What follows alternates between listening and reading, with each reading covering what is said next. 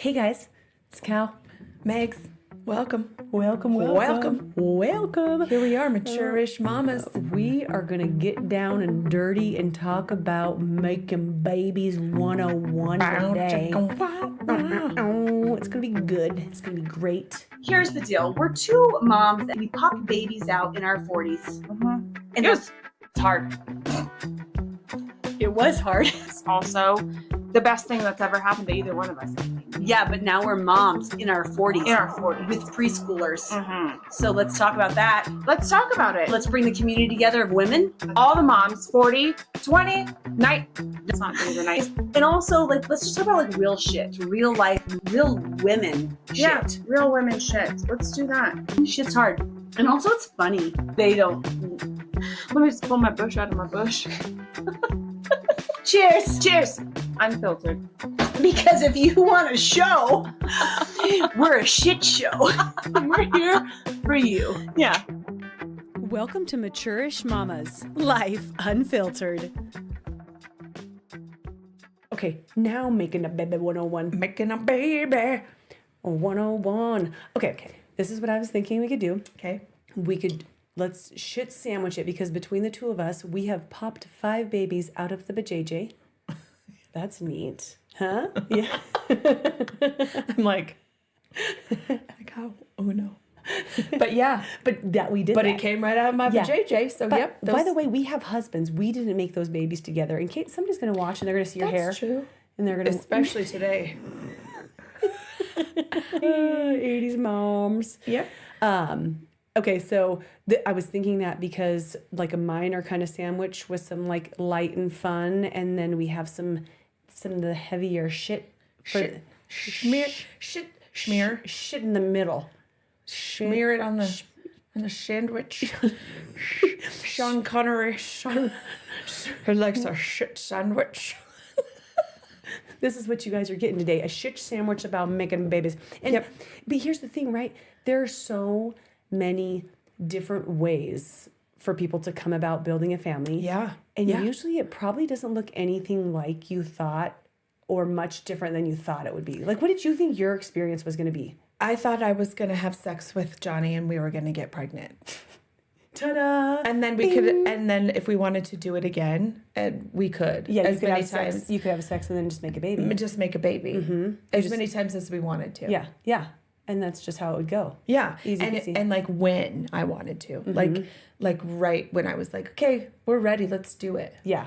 Like I'm going to have a baby on my 25th birthday because that's what my mom did. Exactly. So I'm going to do the same thing. Right. Just put it in there and let it come out. Mm-hmm. And we're just going to continue that tradition. Yeah. It's going to be so great. It's going to be so simple, so easy. So easy. And then it doesn't turn out like that. Or you think that it's going to be hard and then it's not like that. Or you think it's going to be early and it's late. Or the whole point, I think, of probably this conversation, if you guys don't want to listen anymore, just kidding, is that like having grace with your journey and faith in your journey because it just is. Yeah, it just is. Yeah. Yeah, we like to think we're in charge of things, but we're not. Not even a little bit. I mean, you do have to put the pen in and get something in there in order. You got to do pen something. 15.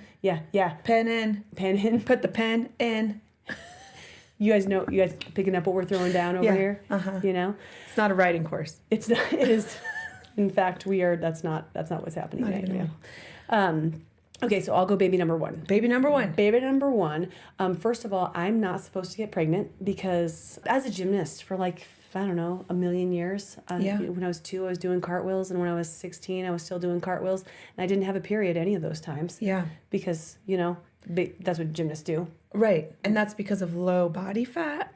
I think low body fat and over-exercise. So even over-exercise syndrome. Can stop that for anyone who's also not a gymnast. Well, because in a lot of gymnasts, they do have more body fat, especially now, I feel like, as you get older. But it doesn't matter. You're working out 25 hours a week and your body's like, I ain't got time to make those hormones. I ain't bleeding. And you better not be making a baby because you can't be doing flipsy flopsies with a baby up in your belly. No. That's not going to happen. So I was just told that I wouldn't be able to get pregnant until I tried some sort of support intervention, and I didn't really know what that meant, but I was like, cool, that's all right. Like, we'll figure that out when we get there. So John, Carol, and I go to Jamaica I don't know. Is that on your face? Oh, it is. Is that Shine out. Shine on, girl. So we go to Jamaica for our honeymoon, and just it's your honeymoon. You just live like little rabbits. You're just doing your thing. Yeah, you're like, I love you so much, honey. My husband. Yeah, you're my wife. Oh, we don't even have to say fiance. So I know. Oh, that's so precious. We're gonna love each other this much forever. Every day for the rest of our lives. And we're just gonna be wanting to practice making babies every day. Every day. Every day. And you're not trying to not make a baby because you don't think without intervention it's not going to happen. You never have a period, so yeah. you're not going to make a baby. Cool. That's just the way it is. I think science. Yeah, science. Yeah, that's science. Because science. Because science. Physics. Yeah. No. Biology. That's the one. Because chemistry. We did have chemistry. Because chemistry. Trigonometry. That's what. Calculus. Calculus. So that's why I didn't think I could get pregnant. And surprise, surprise, I came on back to the Colorado, and I was at a soccer game because my husband thinks soccer is such a great freaking sport. Bless all of our souls. So I'm sitting there like this next to the soccer field, like, I love you, honey. I love watching you play, you 24-year-old man on the soccer field. This is so fun. On a Saturday. And also, I kind of been feeling nauseous and sick. And then I was like, I just got to go get a snack real quick. So I go to the gas station mid-game because I'm going to die if I don't get a snack. It's like that important. So I go, I get my little granola bar, my water, come back. The lady's next to me and she's like, are you doing all right? I'm like, I'm all right. And then we go out to eat after the game because you got to make it at least partially fun. So you make it social. Yeah. So you finish with cocktails. Yeah, of course. If you don't bring them to the game. And then, so we're at the bar and grill something. She's like, let's get some nachos. This is my friend. And I was like, no, I've been having some wicked heartburn lately. Like, I'm gonna skip the nachos. Ooh, Yeah. And she's like, okay, I'm gonna do some mom math for you. Right. I don't know how much older she was than me, like 10 years. I always like to have friends of all ages. Span of. Yes, because there's so many great things they all offer. Oh, totally. It's amazing. So she's like, I think you might be pregnant. And I was like, no. Listen here, Tammy. I am not pregnant because I don't have a hormone system like that. And it's not happening. It's like using birth control. No, we don't need to. Don't have to. It's cool if we get pregnant. So we leave and she's in my head. She's in my head because it's Halloween. And I'm like, I got to go to a party. And we're young at this point. So we knew how to rage on. Yeah, of course. We stayed up past 8:30 all of the time. Like probably every weekend. Oh my gosh, I can't even imagine. Gross. So we're on the way to this party. I'm like, John, will you just pull over and I'm going to grab a pregnancy test? And he's like, this is dumb, whatever. He's like, what? Why? Let's just go and waste the money. I've got to get to the party. I got drinking to do. Yeah, gosh. We've been married by this time for like 6 weeks. So we were like, the honeymoon phase over. Clock out. Yeah. God, I got you now. I don't have to do a shit about shit for you. Get me to this Halloween party. So we go to the house. I go downstairs into this like little teeny tiny bathroom in the master bedroom, and he's upstairs partying with his friends. Yeah. I'm not pregnant. Because you're at a party. I'm at a party. So I'm down there, I'm peeing on my first stick, and I'm just like, okay, can this hurry up so I can go upstairs, make myself a cocktail, hang out with my friends, put on my costume. Who knows what it was? It was probably great, though. Oh, I'm sure. I bet it was slutty, too. I bet it was. I hope it was. Because I bet my boobies was already getting big, and I didn't know it, too. So I peed on a stick, and there's those two lines that just show up, and I run upstairs, and I'm like, oh, Carol, like, we don't think we can get pregnant, and we're 23 and just got married, and we made a little Jamaican baby. Jamaican baby. She's my little Jamaican baby, my one and only baby girl, straight from Jamaica. I love that. I know, but nothing like I foresaw occurring, right? Right, yeah. And then I moved to baby number 2, and this is where like the doctors were like, we do know what we're talking about slightly, because I did have to get on progesterone and Clomid, and it didn't take years and years, but I wanted the babies to be less than 2 years apart, and you've got a plan, and it's not going according to the plan, and they didn't like make me try for a couple years before trying hormone therapy because they knew my system. Right. So I did get to try the drugs right away, and I went batshit crazy. You did? Yeah, Clomid. Have you heard of Clomid? I've heard of it, yeah. Yeah. And, yeah. So how long How soon after you had kids did you start your hormones?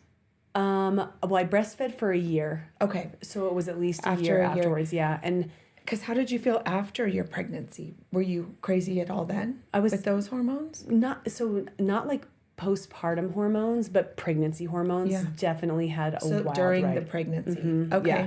Like I just wondering, because for you to not have maybe those surge of hormones on a monthly basis because you're not having a period, and then all of a sudden it's like, here they all are. That might be why I was batshit crazy, because I mean, there were moments, there was one time where, okay, also you're in your early 20s, so like you're doing stupid shit, but you already are batshit crazy, kinda. Yeah. So we're having everybody over. I don't know how pregnant, and our house is full of screaming, loud, drinking people playing games downstairs. And I came downstairs like 2:30 a.m. I'd been trying to sleep, and I'm like, you guys need to shut the out of my house, and I wasn't super nice about it.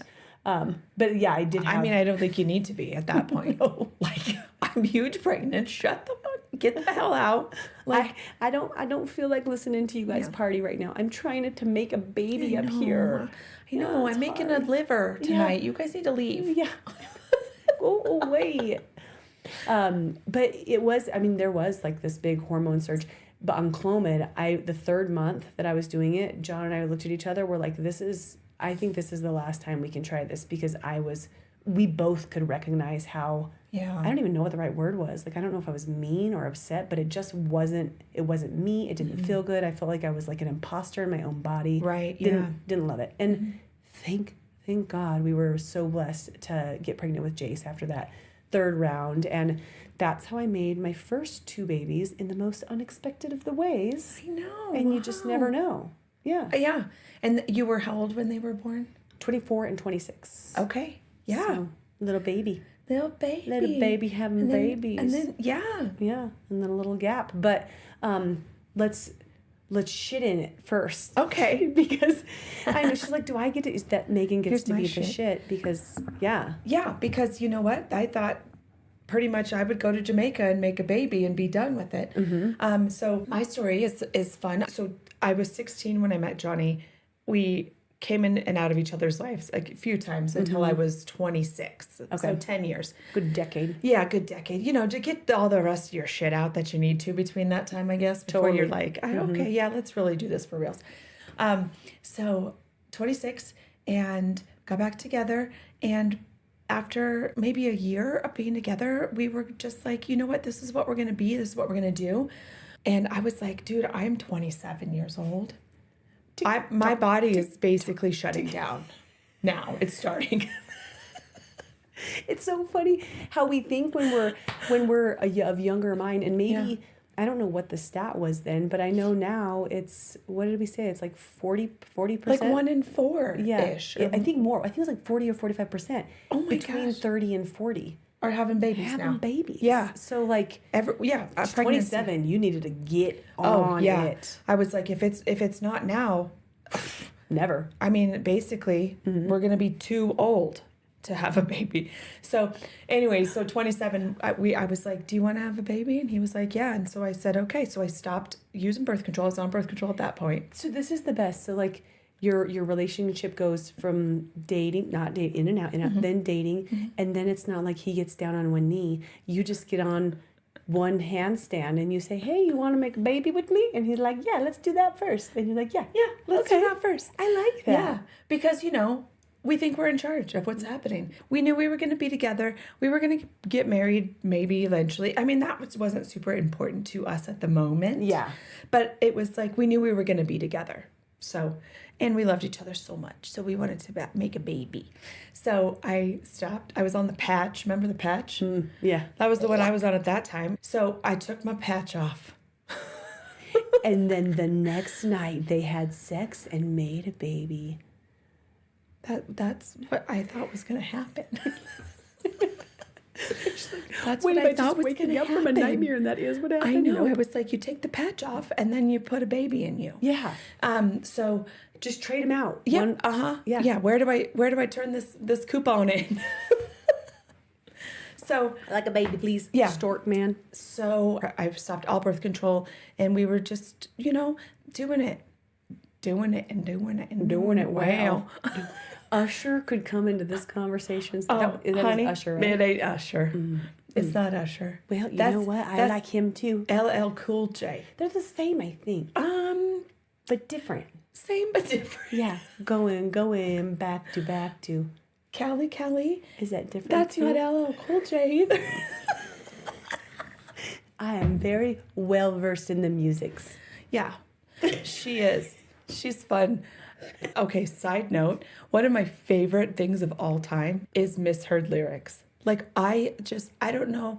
I think it's because most of the time, when you all get to know me better, you'll find out that my mom and my dad had a threesome with a jukebox, and that's how I was born. That's true, how you I guys. came into the world, because I just have a mind for music. Like, I know words to songs. Like, I can... You can sing. You are musically talented. I like music, and yeah, so I think it's because most of the time, not 100%, I know what the lyrics are. So I love when I hear someone else sing what they think that they are, or what Cal does, which is even better, is she just makes her. She doesn't even care. She doesn't even care what the real lyrics are. Mm-mm. She's just gonna make up her own. And most of the time, if she's scatting, it's not even words. She's just scat, scoop, scoop it, bow, bow, bow. It's so true, you guys. She did a perfect impression. And now you like have Spotify where you just like, scroll up and you can see lyrics. And I'm like, what? I'm sorry, what did LL Cool J say? That's not LL Cool J, Mom. Look at the, like, it's right above. Yeah. Yeah. So she always she doesn't keep me in my place. I keep her in her laughter zone. I love it. I do love it. So anyways. I don't even remember. There was a threesome. Yeah. And you guys, but that's only because we were singing sex songs. We were talking about you guys making a baby. That's making a baby. Mm-hmm. Yes. So, anyways. We digress. Anyways, so Johnny and I, we did all that. I was 27 at that point, and Johnny did end up getting down on one knee and asking me to marry him. And we got married when I was 30.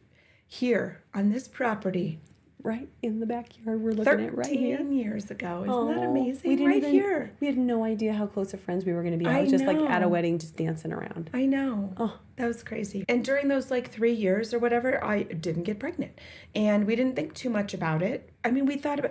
Let me take that back. I was just going to say because we didn't talk too much about it. Is what it was. Anyone who has been through a journey like I have gone through, I think that it's a pretty common underlying feeling of you go through this emotional roller coaster every month, because it's like you don't want to hang your hat on it every time. Mm-hmm. But sometimes it'd be a couple days late, and then on those months I'd be like, oh my God, am I pregnant? And then I wouldn't be, and then it's like crushing, soul crush. I don't know. And then the thing is that you don't really understand or talk about it so much, or I don't know, we didn't. And I didn't talk to anyone really about that part of the journey, where it's like you just always have this underlying vibration of wanting it to happen and waiting for it to happen, and then it not happening and it not happening and not happening.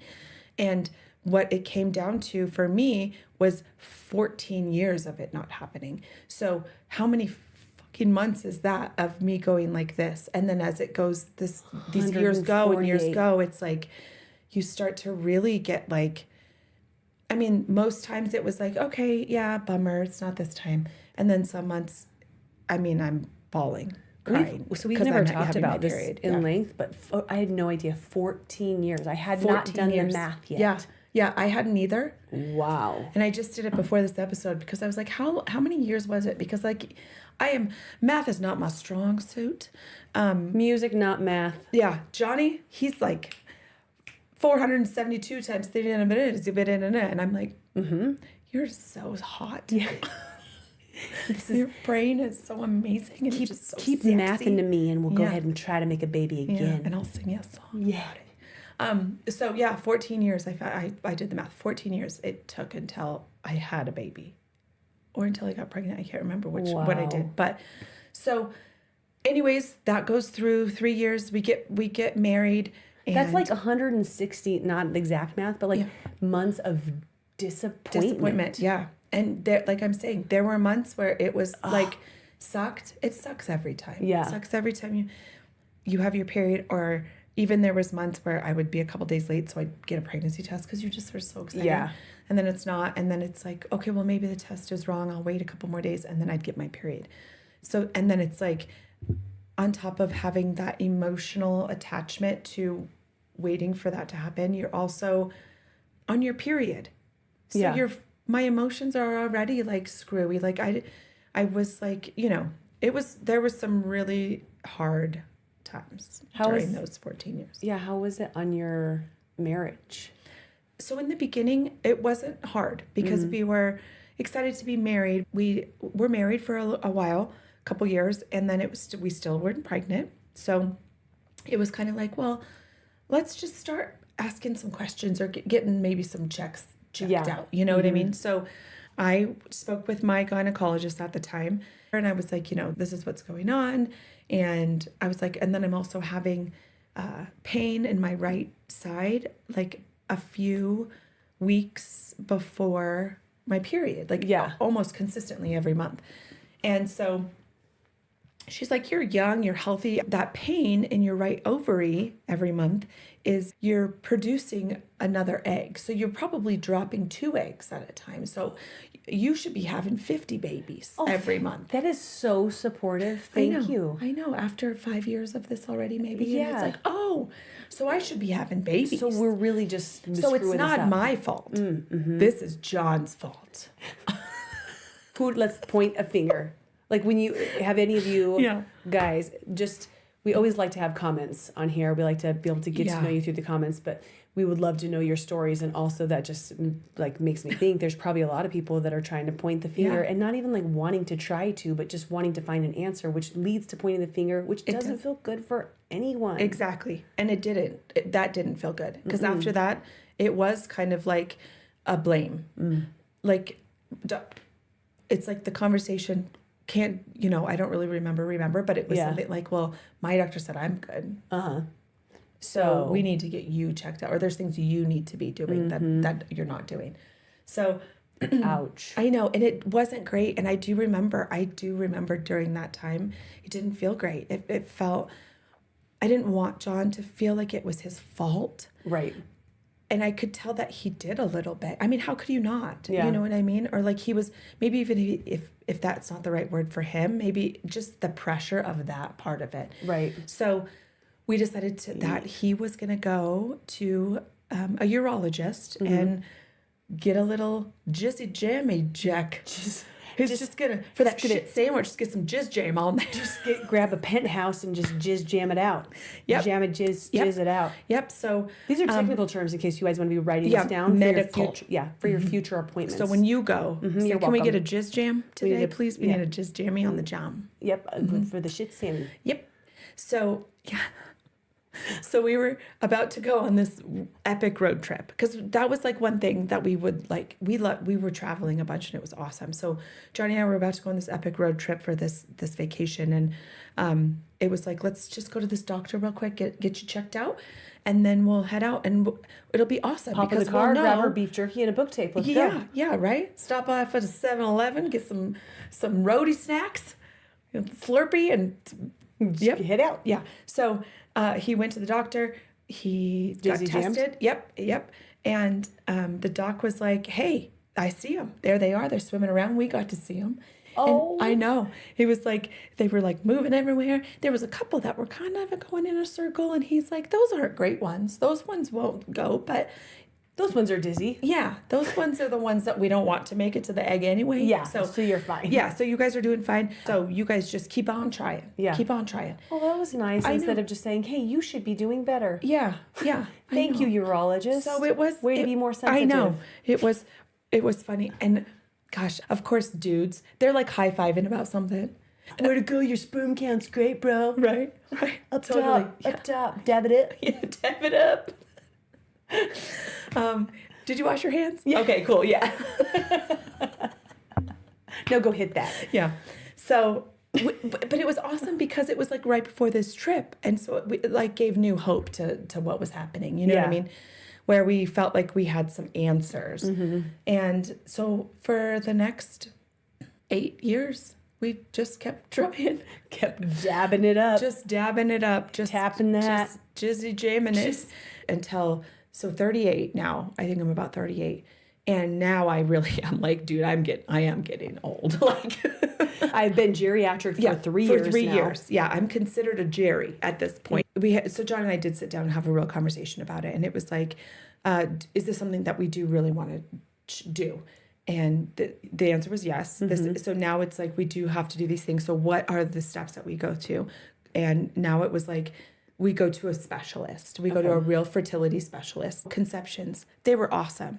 So we get there, we talk to the doctor, and he was like, this is the way that we do this here. And we always start with the woman, because you're the one who has to get pregnant. Yeah. And there's so many more factors for you, for the reason you're not getting pregnant, than it would be for like if it was with Johnny. Right. And plus, we had already had John tested in basically the one way he can get me pregnant. And right? your person basically just looked at your uterus and was like, you're fine. Yeah. Like from the outside, they're just like, you're good. Yeah. She did look on the inside too. Oh, that a girl. I mean, because that's what you do when you go to those appointments. But she got the little duck bill out. Yeah. just went on up in there. Got in there. She was like, oh yeah, looks clean. No, I think you're gonna be fine. You're good. Just everything's good. Binoculars on. Yeah. So went to conceptions. Started out, they like test your follicles, and they see how many follicles you have at a certain time in your cycle. I had 12, which is kind of a lot. Okay. I guess. And especially in my age bracket. Being so old. It's so old. So old. Ugh. He was like, yeah, that's good. Yeah. Check. Yeah. Done. So next step is we do a iodine test. They put basically like an x-ray machine over your uterus area, and they take iodine in syringes and they shoot it up into your fallopian tube. Oh, wow. So they can see if there's any blockages. Okay. So they put it up into your uterus, like pump it, like they're doing all the things to get the iodine to come through. Yeah. Let me tell you, even after having a baby, that was the most pain I've ever had in my entire life. Oh, no. I had no idea it was going to hurt so bad. Because they were shooting stuff the wrong direction, or like... No. I don't know if it's like that for everyone, or if it was so painful because mine were blocked that it couldn't shoot through. Oh, jeez. And I have a pretty high pain tolerance. Like, I have a pretty high pain tolerance. I legit sat up, and they were like, you need to lay back down. Like, I was going to pass out from pain. Right? Yeah. I'm like... You could have gave me like a freaking Valium or something. Or just an ibuprofen? An ibuprofen. Told me to take ibuprofen. Seriously. So, nope, both of my fallopian tubes are blocked. John's little swimmers, they're trying so hard. Banging their head. Just like That's why just some like are a Friday going in night. a circle. Just like... Because they were like, I'm so dizzy, Mom. So dizzy. I keep trying to get through this, but it's like Fort Knox up in here. She will not let me get in there. Yeah. So, oh, wow. So I only had to do those 2 tests, and they were like, this is the problem. Yeah. This is the problem. Let's rotor-rooter it out. He said, listen, he even said, I hate to be crass, and I'm sorry to say it this way, but both of them are blocked. Your right side is like a stretched out tube sock. He's like, it's just flopping around. Like, it's like, there's no way it can catch anything. And it's got double the eggs, don't you remember from that first appointment? So they're all just sitting up there making scrambled omelets all over the place. All over the place. Yeah, so we found out that's not where the pain was coming from. It's because I had severe endometriosis. Yeah. Which is very painful. Yeah. And just 14 that years. That right side, just 14 years of it letting it grow. Yeah. So that one, he was like, that is out of the Let's picture. not use that one. Let's not even use that one. And Tube then, sock, yeah. The other side is also completely blocked, but it's whatever. Here are your options. We can do IVF. That's very popular nowadays. Like, the other option was that there was a surgery that I could have that they would go in, remove my right fallopian tube, take that out of there. That floppy sock needs to just go. And then the other side, they could try and rotor-root it, get it blocked out. Neato, gang. So I said, okay, well, obviously your first instinct is like, oh, well, IVF, let's do that because it feels almost foolproof, right? Foolproof. But Johnny's like, well, let's get some more information.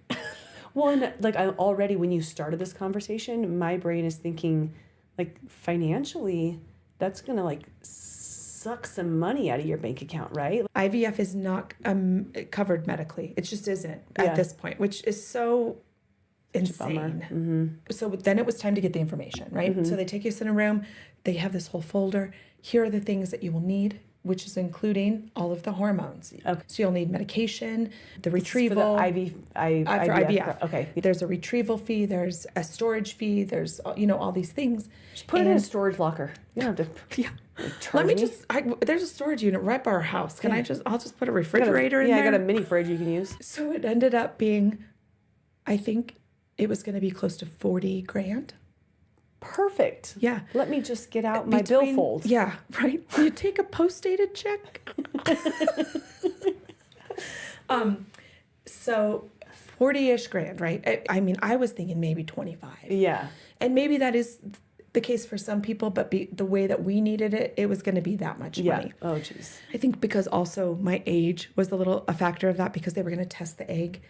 They were going to test the embryo, make sure that it was healthy to put it, you know what I mean? Right. So that's where it came to. So we take that information home and we just kind of sit with it. Sell a kidney. Yeah, right. Get on the black market. Yeah. So we sit with it and it's like heavy. That's a heavy thing to sit with, because we, in our budget, that's not doable for us, just easy. Like, you know, and not only that, but that's one round. Right. Sometimes it doesn't take just one round of IVF. Talk about the freaking pressure. Yeah. Right. So, but still it was like, we're going to do it. We're going to figure out a way. We'll figure this out. Mm-hmm. So I started, researching options for, like sponsorship. Or donation and stuff like that. Yeah. So I'd written out these essays and all these things, and I was like getting ready to send them to these places that these people will help you pay for this for you. So just know that if you're going through this, there are people out there.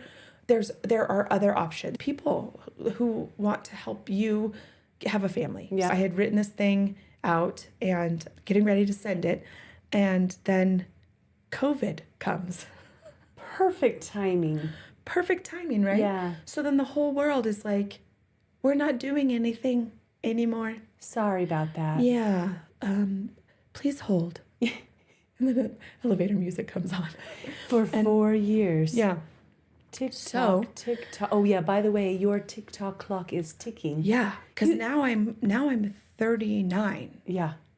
Now I'm 39. We don't know the state of any of our financial anything from here on out. Johnny and I had another conversation, and we had to sit down and be like, okay, is this really, let's talk about this. Yeah. IVF doesn't feel right anymore. It just doesn't feel like it's the right thing to do. But there was this other option. There was this surgery option that we had. And we both looked at each other and we were like, I feel like if we do this surgery, that will be enough for us. That will be enough for us down the road, that if this doesn't happen, we won't look back and regret for anything. Right. We did this. We tried. We tried. Yep. We did the road we wanted to do, and great. Let's move on. And we were also happy because we have a very big family. We have lots of kids in our family, and we were aunt and uncle, and we loved that position. Yeah. And you know, my friends had kids, and it was great. That was awesome. Also, all of that's probably really hard.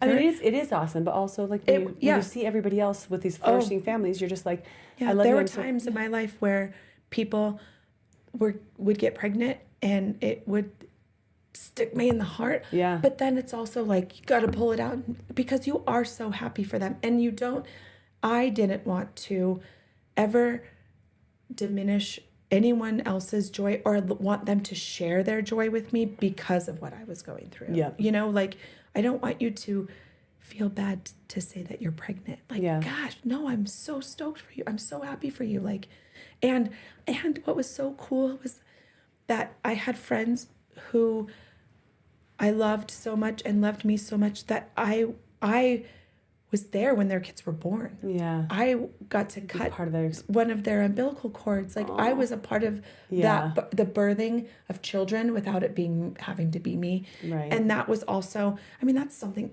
most people don't ever get to do. Yeah. So, there were things that I was checking off on my list saying that I'll be okay. I will be okay. Mm-hmm. I will be happy. I'll be more than okay. I'll be happy. Yeah. But I want to try this. And so we found out, I went to another amazing doctor down south. Can't remember her name right now, but I will. I'll find out. Shout out. Yep. Because she was awesome. She knew exactly what she wanted to do. She made me feel so comfortable. She looked at me and said, you have endometriosis. This is a medical procedure, has nothing to do with fertility. We're going to charge it out as a medical procedure and your insurance is going to cover it. Wow. Oh my gosh. Thank you. Yeah. God, like, yeah, we can do that. It was the most non-invasive, easiest thing. Like they put me down. They did I have 2 little incisions. Yeah. Like tiny scars, like not anything. And I was in outpatient surgery. I came home, laid on the couch for 2 days. Yeah. And I was back at it, feeling great. Like it was awesome. Back at it. Right. Well, pump the brakes just but I was feeling really good.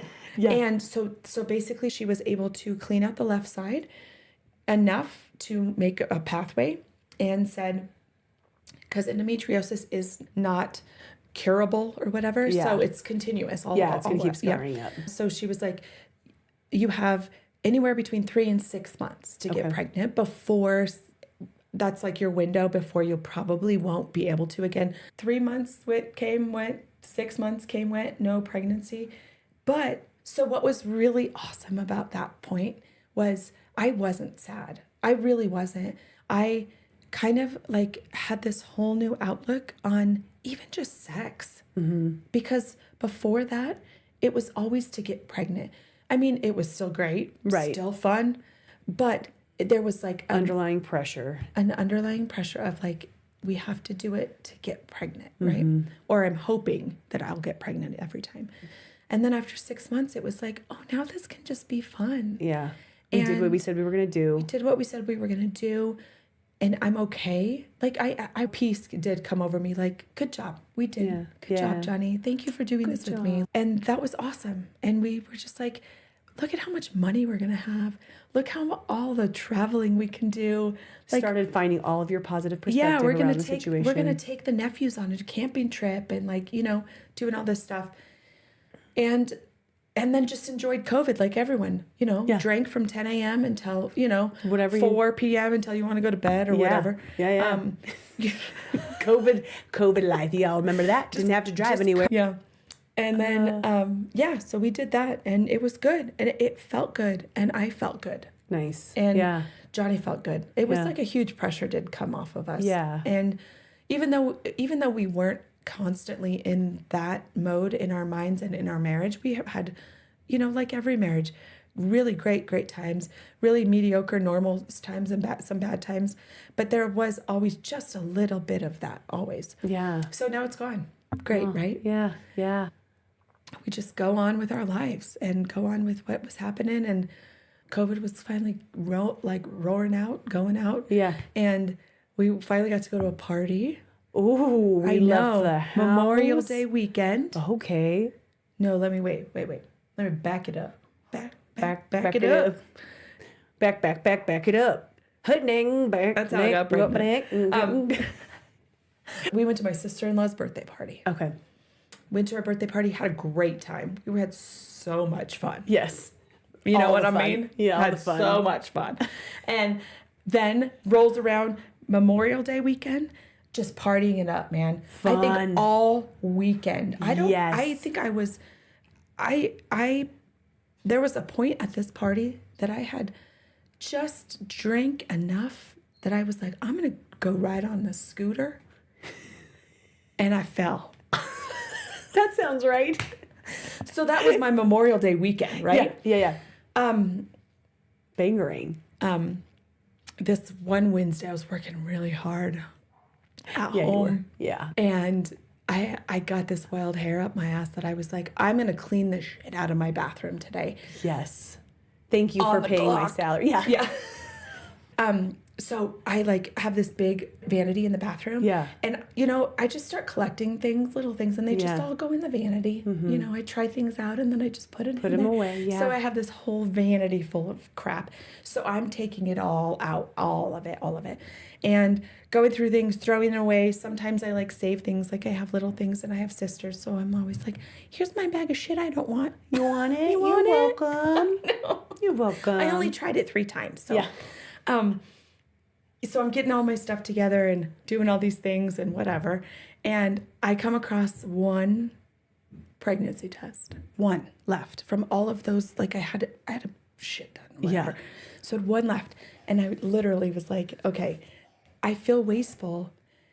But what doesn't feel wasteful is if I pee on it first. Yeah. Just on it. And then Did you pee on your other makeup you threw out? Or just the pregnancy test? I just put everything on the floor and I just Peed on it. just peed on it. I'm like, this is mine. No one else can have it. Pee on it, throw it away, you guys. So anyways, so I pee on this thing. My period isn't late. It's coming up. I have no expectation of being pregnant, but you pee on it and you wait and just look. Yeah. I mean, maybe I'm not pregnant. I haven't been pregnant. So here, let's find out. So I pee on it and almost immediately there's 2 freaking lines. You're like, are you freaking 14 years later? I was like, okay, like, is this real life right now? Like, is this really happening? Maybe it's old. It's been sitting in here for months. That probably makes a false positive. Yeah. Certainly old tests do that. Yeah, because that's what it would do. Mm-hmm. So I go to the store and I buy 4 more tests and I pee on 3 of them and they're all freaking positive. Not 1 more test, 4 more tests. She's like, 4. what's going to seem right? 4 seems right. 4 seems right. I peed on all of them. And granted, this is midday. You know how like there's all these things and they're like, oh, do it in the morning when your hormone is. Yeah. Hi. Nope. I'm popping hot tests every time. Oh my gosh. And then I saved 1 just in case John needed to see it live. Yeah, which I'm sure he did. So then I'm like, oh my God, I'm fucking pregnant. I'm pregnant, right?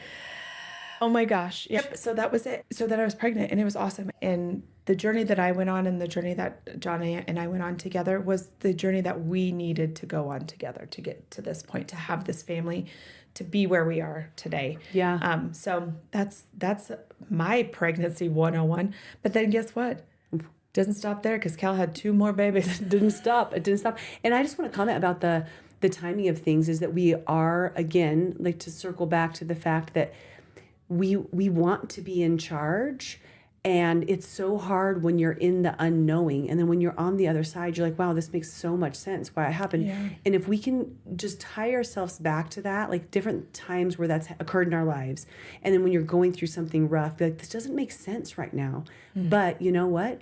Down the road, whether it's 3 years or 14 years, it's gonna make sense of why this is all occurring for me. Yeah. For me, for my family, even though right now it feels like it's against me and my family. Right. Yeah, that's the truth. That's very true. It is always for you.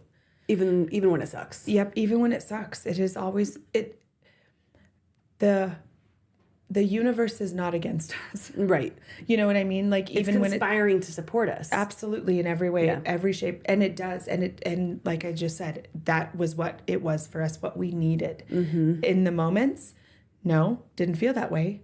But it still doesn't take away that is exactly what we needed to get to where we are today. Right. So. And a lot of times we need things that we don't want. Yeah. And then that's when we just get them. So that's how it works.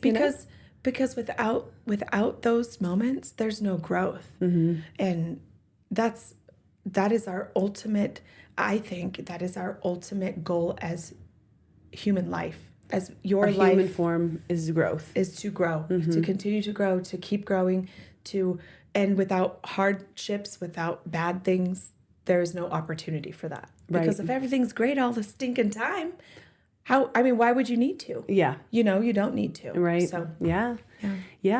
So we stepped back into some growth moments ourselves. So we had a 12-year-old and a 14-year-old, and we're just doing life. And I had like the 32-year-old itch. That's a lie. I have an itch every single time I see a baby. No, me too. Every time I see a baby, I'm just like, oh, one more baby. But I did like ask John. I'm like, what do you think? What should we have more babies? And it's like our kids are like 8 and 10. No, like, are you batshit crazy? And I was like, okay, you're probably right. And then we went through some different things in our marriage and like really had some growing moments in our marriage and our relationships, in our lives and our careers. And things were, they were hard, and then they just came together. And using the same birth control method we had been using for the last 14 years. That real scientific, yeah, foolproof, 99.9% sure. 99.9% sure I'm going to pull it out. It's going to be fine. We should be fine. And again, I had to get on drugs to get pregnant with my other one, and we're like, this is working for us. Yeah. Like, it's fine. Right. So we just are going to keep it ain't on broke. Yeah, don't try to fix that. Okay. So we're like back to our second honeymoon stage. Like, we're so in love. Love like that. Just kind of coming back together. And boy, did we come back together, because all of a sudden my boobies were getting real big. And I don't know. Oh, so then he's like, really, let's come together. Girl, yeah. I'm like, I've always been kind of the president of the itty bitty titty committee. Like, that's just what it's fine. I'm here for it. Boobs are great, no matter what they look like, shape, size, density. They're just delightful. They're fantastic. They're fantastic. Everybody likes boobs. Everybody likes a boob. Yeah. So mine were getting a little well endowed, and I took a pregnancy test because I was like, that's just kind of weird. Like, but it's negative, you know. Okay, yeah. I had just had a surgery. They did a pregnancy test for that. It was negative. I went to the guy, and I'm like, hey, I don't know, big boobs. Like, this is weird. I'm almost 40 years old. She takes a pregnancy test. Nope, not pregnant. Go to a mammogram. They're squishing the shit out of my boobs. Like, wow, you got really dense titties. That's what she said. Just kidding, that's not what she said. But like, there's like dense tissue, but you're fine. Everything's good. I'm like, okay, so I just have big boobs all of a sudden. I'm not gaining weight, just in my boobs. Heck yeah. I mean, what? Okay. It's like a party trick. Yeah, right? So, yeah, watch them grow. So I'm like, I guess it just is what it is. And then one morning, I just, kind of similar thing. I had a lot of pregnancy tests that were around from when we were doing Clomid days. So I just had like a little stash of them. And I woke up one morning really early for the fresh pee. And I was just like, you know what? It's been a while with these boobies now. I'm going to pee on one more stick. And sure as shit, just like you, down in the bathroom all by myself again, I see these two lines appear as rapid as they could be. I'm like, how did every other pregnancy test, it was negative. And then here we are, we're making a baby. Here's a decade-old test in the back of my closet. This test is as old as my children, which are old because I have a 12-year-old and 14-year-old. Like, what? Gosh. So I run upstairs with my pee stick in hand, waving it around, splashing it about. Pee confetti. Yeah. John's sleeping. I'm like, John, look at this. I'm like jumping on the bed, and I show him my pee stick, and he's just like, holy shit, like, serious, like, what? But he's excited too. I think somewhere, probably like your Johnny, he was like doing the math. He's just like, oh my God, I'm going to be 60 when this baby leaves my plate. Like, what's happening? And we yelled to the littles because they had been asking Daddy for a baby brother or sister. Pardon me. Excuse me, I'm going to move that down. They'd been asking for a baby brother or sister for a while. So I'm like, I yell for them to come in the room. We all have this like family moment with my 2 teenagers and my hubby. Jumping on the bed with your pee stick. My pee stick. And we're like, what? And love it. It was such a beautiful and interesting gift. And the reactions that we got from some people where they're like, dude, what literally the fuck are you doing? Yeah. Like, this is... Did you lose your mind? Did you mean to do that? Yeah. Because I was almost 39. I bet that was a big one. Did you mean to do that? Did you mean was to do that? Was that on purpose? Do you know how to prevent that? I'm like, yeah, I did. Well, apparently not. People were just like pretty much in awe. And they're like, aren't you like sort of... They thought that I'd be some sort of upset or still feel some sort of way. But I was like, this is... To me, this is in God's plan, and we're not meant to empty nest. Like, we're meant to have more babies, and it is what it is. And the second we knew we were pregnant with Quincy. Just like you, I announced it to the world because I figure I'm going to take them on the journey. If this isn't meant to be my journey, I'm going to share from whatever experience I have. But I knew that I wanted our baby to have a little one if possible so that they could have playmates, and made an entire plan of action with the doctor intentionally to make sure that like by 6 months I stopped breastfeeding because I'm in control, right? And I'm going to save 6 months of breast milk during my other 6 months. So I'm like a freaking moo cow the whole time after I have him. Feeding and pumping. Yep. So I saved 6 months while breastfeeding for 6 months. And then so I could stop, get my body back to normal, whatever it is, try to get pregnant. And same thing as you, ovulation tests, doing all the things. Now we're actually like focused on it, and knew that I did start progesterone, but not Clomid. I knew how bad that was for my system before. So we're like, let's do progesterone for so long, see if that can kickstart me and get me into a good space. And John Carroll, this was after COVID. We had not been on any trips yet. He had a trip to Texas, and I had a trip to Texas, different parts, but I was doing an event, and that was right during our ovulation window. And I was like, hey, honey, like we only have so much of this progesterone, like what we're doing here, progesterone. So if you want to make a baby, what you're going to do is you're going to pick me up from this black tie affair at a mansion that I'm at. I'm in the middle of the party. And in Texas, not even the state you live in. Nope, we're in Dallas. And I'm like, hey, I'm going to skip out. I tell like my roommates, I'm going to skip out real quick. John Carroll's going to swing by in his rented minivan or whatever he has, because he's like, you know, a soccer guy. So he pulls up in front of the mansion in this ridiculous car. I jump in. We go to the hotel. He's got to get back. We have things to do. I thought you guys did it in the van. That would have been. I was like, I'm just out in front of the mansion. The mansion. I walk back in, throws her dress over her head, shimmy my dress back down, and just zip in. Oh my gosh! No, we were not that crass. We went to the hotel room and ripped it out real quick. Good job. Just took care of that. And then, you know, my roommate's just like, so you and John just worked on making a baby before I got back here. You're welcome, Amanda. Thank you for being there for me. Mm-hmm. You know, a good 3 minutes later, we went on our way to do our things, and that was our window. Yeah. Not really thinking like, is this Texas story going to be viable? This is the time. Yeah, right. Like that's just not the way that it's going to work. Sure enough, I knew I was pregnant with that one because now I understood my body again and my hormones. So we made a little Dallas baby. We had Jamaican baby all the way to the Dallas baby. We had 2 babies where we had to do drugs, 2 babies that were just like complete surprises and blessings in our lives. So I feel like I got a little bit of all of the different things. Yeah. Never to the level. I mean, it was hard enough for me waiting 9 months. That was like, and every single freaking time, just like you said. But that's our making the 5 babies story. And how Jamaican babies. Jamaican all the babies. Jamaican the Dallas baby. Jamaican the Jamaican baby. The Roto-Rooter baby. Caston's a Roto-Rooter baby. Yep. It kind of is. He is. Aww. But so I think today just getting to share with you guys and take you on our journey a little bit, knowing that every woman has a story. Yeah. A really cool, interesting, unique story, because we're all individuals, and like hoping and supporting people to embrace that story and embrace their journey, even though it's not what you probably wanted it to look like, but it's yours. It's yours just the way that it gets to look. And if yours ended with you being an auntie, or yours ended with 10 little in vitro babies, or maybe you got to go out and choose your baby. Yeah. And you adopted some baby who needed you to be a family more than making one, you know? And like that's an amazing story.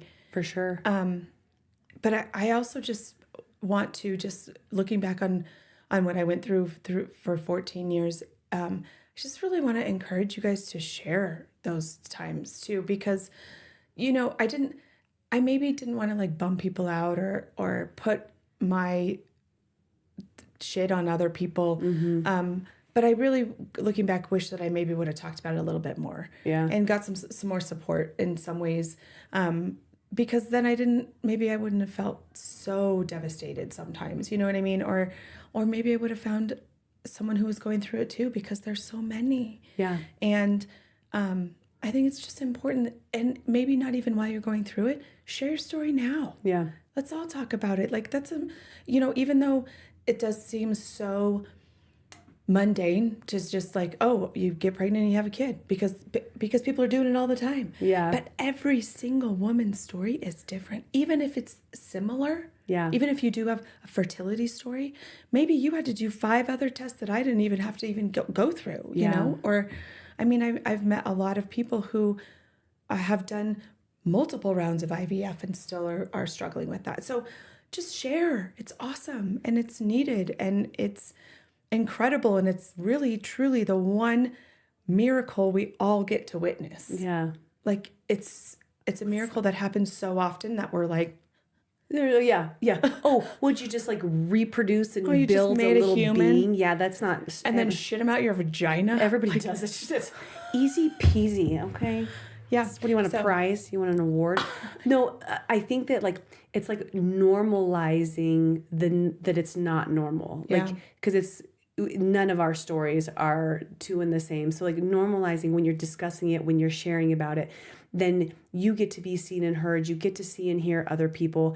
And also you get to realize that like we all go through something unexpected, twists and turns, whether it's during the pregnancy, the delivery, taking care of our kids, our marriage, our careers. There's all these twists and turns, these plot twists, which we get to figure out how to embrace. And with community and with sharing, it's so much easier. It really is. Yeah. And I think that building a community around you, because I think that there sometimes is like a stigma of when you are going through something hard that maybe you're bitching or complaining, right, or talking shit about your spouse or something like that, and it doesn't have to come from that space, right? And sometimes maybe it does come from that space, so it does feel that way.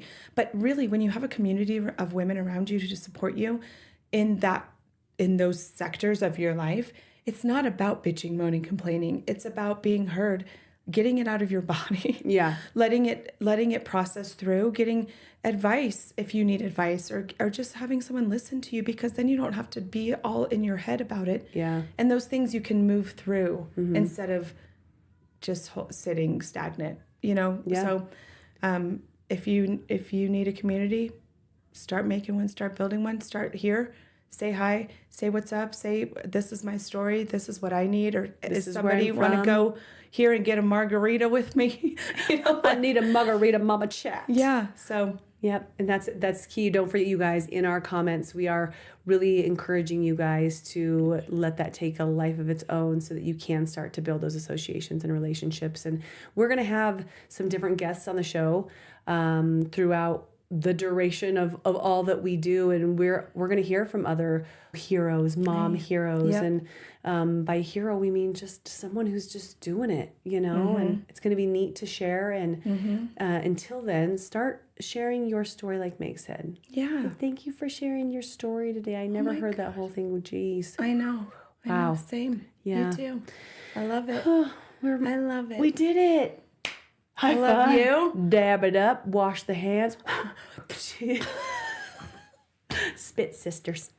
Oh my gosh, guys, we love you so much. Yep, and just know that we'll be here for you every week too. Yeah. You know what? We'll be part of your community. You just chime in, turn us on. We're here. Turn us on. Making Listen a to baby this. 101. Hey. Oh man. All right. We love your guts. Love your guts, you guys. I love your guts. Love your guts. Bye. Bye See you for next Tuesday. See you next Tuesday. Bye for now. Okay. Thanks for joining, and don't forget to subscribe and, of course, share with your friends. Guys, that's how we impact more lives. All right, see you next time. Let's get her going. Come on, Cheryl. She's showing up today. Oh. Yeah.